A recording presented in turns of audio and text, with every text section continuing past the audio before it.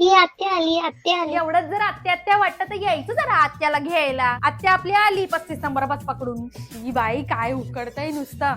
अरे दादा तो एसी घेतलाय तो लाव तरी जरा. मला नको काय हवा खायला.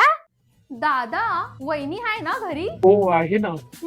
मला वाटलं मी येणार म्हणून पळाली लगेच माहेरी भावाला राखी बांधायला. तसं पण दादा सणासुदीचे दिवस आहेत ना, सुनेने घरात नको काय राहायला. ओवाळून घेते हा.